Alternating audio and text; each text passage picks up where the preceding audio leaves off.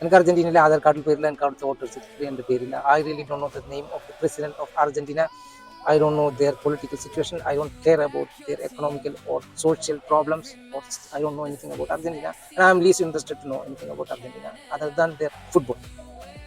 ഞാൻ പിന്നെ 86 ഫുട്ബോൾ ആദ്യമായി വേൾഡ് കപ്പ് കാണുമ്പോൾ ഞാൻ കണ്ടു ഇഷ്ടപ്പെട്ട ടീം അർജന്റീനയുടെ. ഞാൻ അന്ന് മനസ്സിൽ കയറ്റി വെച്ച എൻ്റെ വിഗ്രഹം മറഡോണയാണ്. അതിനുശേഷം മെസ്സിയാണ്. ഇന്ന് എൻ്റെ ഏറ്റവും വലിയ ഹീറോ മെസ്സിയാണ്. എൻ്റെ ഫുട്ബോളിലെ ബ്രാൻഡാണ് അർജന്റീന. നിങ്ങൾ ഐഫോൺ ഇഷ്ടപ്പെടുന്നത് അമേരിക്കനെ ഇഷ്ടപ്പെട്ടുകൊണ്ടൊന്നുമല്ലല്ലോ. നിങ്ങൾ സ്റ്റീവ് ജോബിനെ എന്തുകൊണ്ടാണ് ഇഷ്ടപ്പെടുന്നത്? സ്റ്റീവ് ജോബ് അത്രയും ബ്രെയിനിയാണ്. അദ്ദേഹം ആ ബ്രാൻഡ് ഡെവലപ്പ് ചെയ്തെടുത്തത് മാത്രമല്ല, അദ്ദേഹത്തിൻ്റെ മാർക്കറ്റിംഗ് സ്കിൽ ഒരു CEO എന്ന നിലയ്ക്ക് നിങ്ങൾ അദ്ദേഹത്തെ ആരാധിക്കുന്നു. അതിൻ്റെ അർത്ഥം നിങ്ങൾ അമേരിക്കയെ ഇഷ്ടപ്പെട്ടുകൊണ്ട് നിങ്ങൾ സ്റ്റീവ് ജോബിനെ ഇഷ്ടപ്പെടുന്നു അതല്ലല്ലോ. ഒരു മനുഷ്യന് ഇന്നത്തെ കാലത്ത് എന്നോട് എന്താണ് അത്യാവശ്യം എന്ന് വെച്ച് കഴിഞ്ഞാൽ 3 കാര്യങ്ങൾ പറയാം. ഒന്ന്, ഒരു gym membership. He need a gym membership for his health. He need finance. He need money to to manage his financial things. He need bank balance. പിന്നെ മൂന്നാമത് വേണ്ടത്, ഒരു മനുഷ്യന് വേണ്ടത് പാഷനാണ്. ഒരു പാഷൻ ഇല്ലാതെ എങ്ങനെയാണ് ഒരു മനുഷ്യൻ മുന്നോട്ട് പോകുക? എന്നെ സംബന്ധിച്ചിടത്തോളം ഫുട്ബോൾ എൻ്റെ പാഷനാണ്.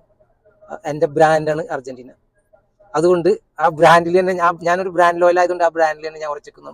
എന്തായാലും ഞായറാഴ്ച ടൂർണമെന്റിന് ഫൈനലിന് ശേഷം ഇവിടെ ഒരു സ്റ്റാർ കൂടി വരും. ഇപ്പോൾ ഓൾറെഡി 3 എണ്ണം ഉണ്ട്. ഇൻഷാ അല്ലാഹ് ഒരെണ്ണം കൂടി അവിടെ തുന്നി പിടിപ്പിക്കും. I love football. Football is my passion. I think it goes the same with everybody.